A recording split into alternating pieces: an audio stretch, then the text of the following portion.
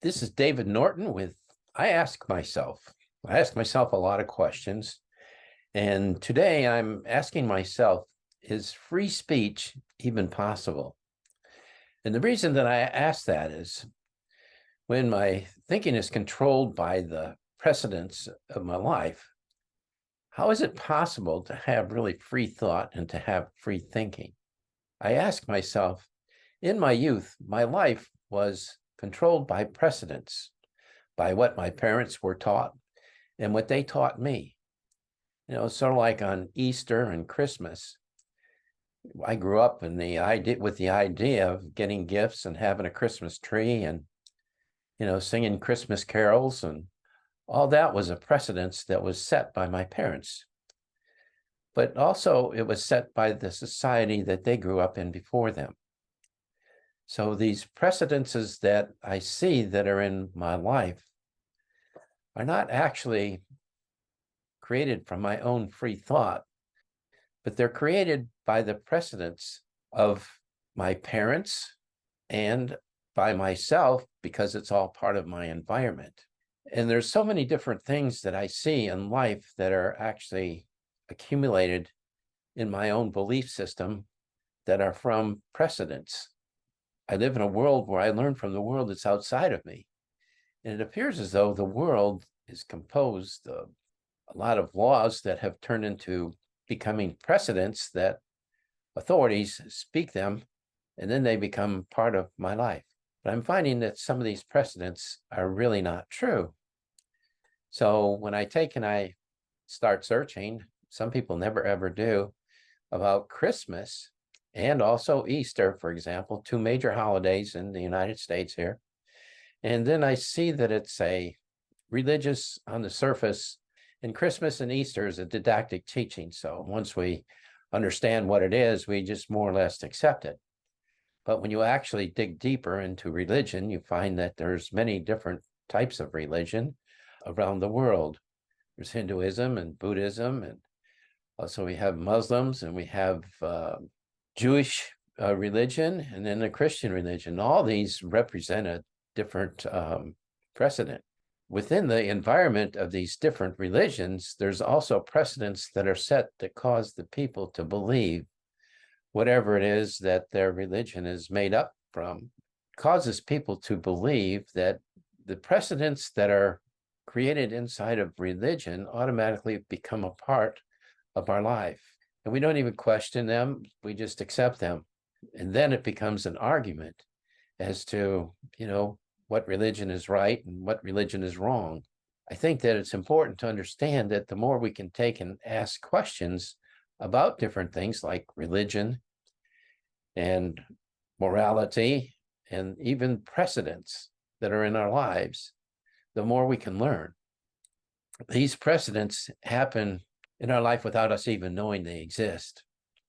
For instance, I asked myself in my youth, my life was filled also with precedents, the way I learned, the school I went to, and also the home life that I had. I grew up on a farm, and also the community that is there ends up teaching me precedents in ways that I really never ever thought of before. Say, for example, we used to watch, our family used to watch a program called Mr. Peepers. And I was very young, and I was maybe in first or second grade at the time. And I remember my parents made a comment about Mr. Peepers, whose real name was Wally Cox, and made a sexual reference regarding Wally Cox and Mr. Peepers Peters. So what happened is I went to school and made a comment to the class. Well, naturally, the teacher got very upset, and she called my mom and says, hey, you got to talk to your son because he can't talk like this in school. And I stop and I think about what kind of precedence was set then. And it was a precedence saying that it's all right to say certain things, but you can't say other things. It is a censorship. And I relate that to the present time now. So when I see censorship, I see the censorship coming from, my past community. And also it happens when if I go to church and I ask certain questions, I get shut down. because of precedents, it's been established that this is believed, so this is what you must believe it. So precedence, I find, has played a very important part of my life. And I stop and I think about it, and even the precedences in my current life and things I do every day, it makes an impact.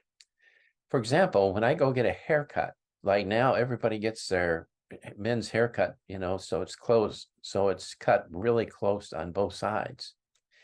And I explained to the barber that, I really don't like that I'd like to have it a little bit longer on the top, and really so that the top sides sort of blend into the same length as the top is. Usually when I go to get a haircut, just like this last time, I tell them that, but they go ahead and cut it way short anyway on the sides.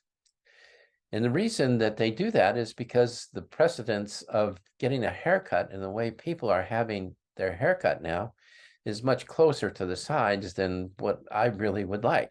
And this happens in many, many different things I see in life. So I'm beginning to ask myself, man, everything in our lives seems to be controlled by precedents. And I ask myself, well, how can this really benefit me? And to me, just understanding the precedents in itself and how it affects my relationship with other people, because what they're doing is they're expressing their own precedents that they have in life, and that's all they can see is their own precedents. If they were brought up to be an atheist, or if they were brought up to be a Christian or a Muslim or a Sikh or Hindu, whatever it might be, this is what they've been taught, and this is what they see, and this is their precedents in life. To me, it's become very valuable in my own spiritual world to understand the importance of precedents. And also the thing is, I hear that, a lot of court cases are settled by precedents. So what that means is whoever wins the argument in a courtroom, okay, actually establishes a precedence. Does it mean it's true or it's right? Absolutely not. But life ends up becoming a morality built on precedents, not on truth. There is the truth of the precedents, because you can always say, hey, this is what I believe, and you argue for what your particular belief is. But when it's measured up against other beliefs can be true as well. So really, what is precedence, and how does it work in our life? How does it control me? These are all questions that I ask myself, and I search for these answers as well. And the more I can learn about words, period, the more it benefits me in the decisions that I make in my life.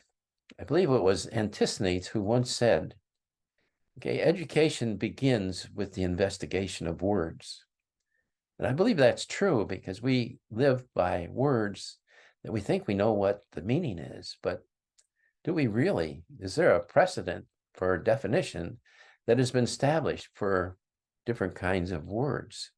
But from the idea of precedence, I've concluded that all precedence is an establishment of an argument, the winner of an argument, where the masses or the democratic belief of the society itself accepts and holds that as their doctrine and belief system, which is not necessarily true. So anyway, this was on my mind, and I thought I would bring it to light and speak about it. So in the end of this, I asked, is free speech possible when my thought process is based on the precedences that have been incorporated into my life? I don't think that there's such thing then as free speech when I look at it this way. And I am still questioning it. What is an argument?